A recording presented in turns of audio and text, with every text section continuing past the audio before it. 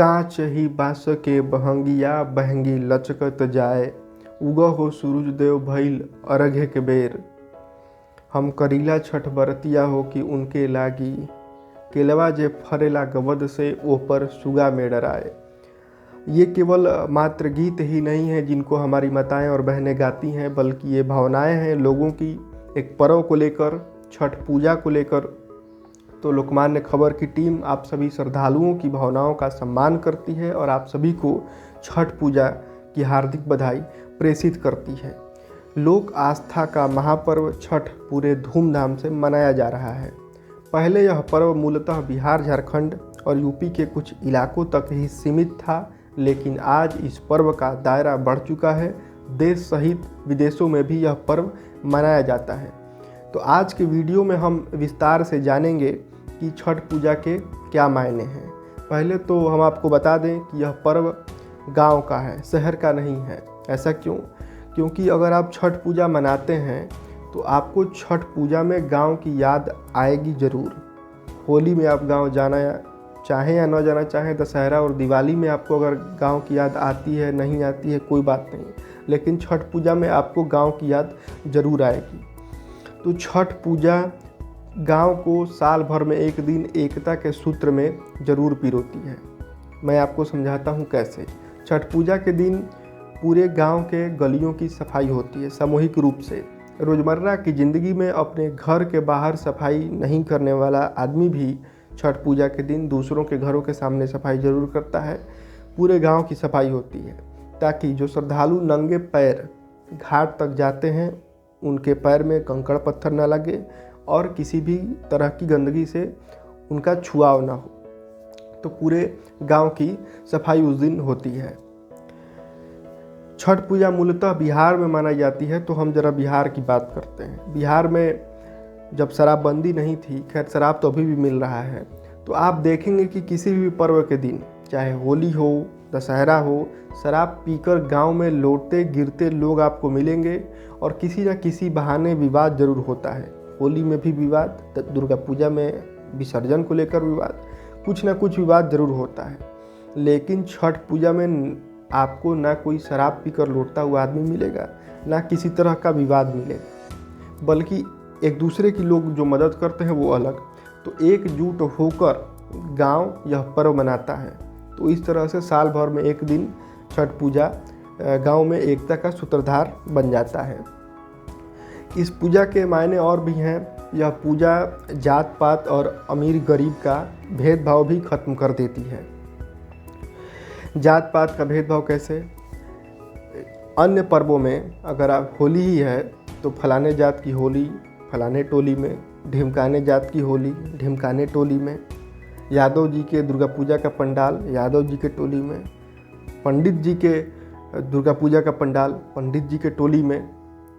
तो ऐसा होता है। लेकिन छठ पूजा में ऐसा नहीं होता है। गांव का एक पोखरा, एक नहर, एक तालाब, उसी के किनारे पूरा गांव जुटता है और छठ पूजा मनाता है। आप अमीर और गरीब की दिवाली में फ़र्क कर सकते हैं। अमीर के घरों के बाहर लगे लंबे लंबे और महंगे झालर और गरीब के अंधियारे घर में एक छोटे से दिए की रोशनी में आप फ़र्क कर सकते हैं। लेकिन छठ पूजा में इस तरह का कोई भी भेदभाव नहीं होता है। जो धोती और गंजी पहनकर एक गरीब छठ मनाता है, सूरज को अर्घ देता है, वही पियरी धोती और गंजी पहनकर एक अमीर भी अर्घ देता है और छठ पूजा करता है। पटना के जिस घाट पर लालू यादव की पत्नी राबड़ी देवी छठ पूजा करती हैं, उसी घाट पर पटना का एक रिक्शा वाला भी छठ पूजा करता है। सौहार्द भी बढ़ाता है यह त्यौहार। बिहार से बाहर काम करने वाला एक मजदूर जब अपने मालिक से कहता है कि उसे छठ पूजा के लिए गांव जाना है, तो उसका मालिक भी खुशी खुशी जाने देता है। तो यह त्यौहार जात पात और अमीर गरीब का भेदभाव भी मिटा देता है। हिंदुओं के कुछ अन्य पर्वों में, जैसे होली हो, दिवाली हो, कुछ तथाकथित सेकुलर लोग अपना ज्ञान जरूर देते हैं। साल भर वो ज्ञान दें या न दें, साल भर खुद उस ज्ञान का पालन करें या न करें, लेकिन उस साल भर में एक दिन जब पर्व होता है तो ज्ञान जरूर देते हैं। पटाखे न जलाइए तो पानी की बर्बादी, तो ये चाइनीज़ मत खरीदिए तो वो देसी खरीदिए, पर्यावरण दूषित, तमाम तरह का ज्ञान देंगे। लेकिन छठ पूजा में कोई भी टंटा नहीं है, उनका कोई भी ज्ञान यहाँ लागू नहीं होता है। ना कोई यहाँ पर्यावरण का प्रदूषण होता है, ना कोई चाइनीज़ देसी खरीदने का टंटा है। लोग से केवल फल फूल ही खरीदते हैं। पर्यावरण के लिहाज से भी यह पर्व नुकसानदायक नहीं है। लोग उल्टा सफाई कर देते हैं, वो अलग। तो इस पर्व में उनका कोई भी एजेंडा नहीं चलता है। एक बात और कि हिंदुओं के अन्य पर्वों में उपवास के मामले में केवल महिलाओं की जिम्मेदारी रहती है। हर पर्व में लगभग महिलाएं उपवास करती हैं, लेकिन कुछ पर्व में पुरुष भी करते हैं। छठ पूजा उन्हीं में से एक है। इसमें पुरुषों की भागीदारी भी उतनी ही रहती है। अगर कोई पूजा करना चाहे तो उसको भी उतना ही उपवास रखना पड़ेगा। जितना एक महिला रखती है उतना ही एक पुरुष को भी रखना होता है। इस पर्व में कोई मूर्ति पूजा नहीं होती है। तो ये छठ पूजा के कुछ मायने हैं। छठ पूजा कैसे मनता है, आइए ये भी जान लेते हैं। लगभग 4 दिन का यह पर्व होता है।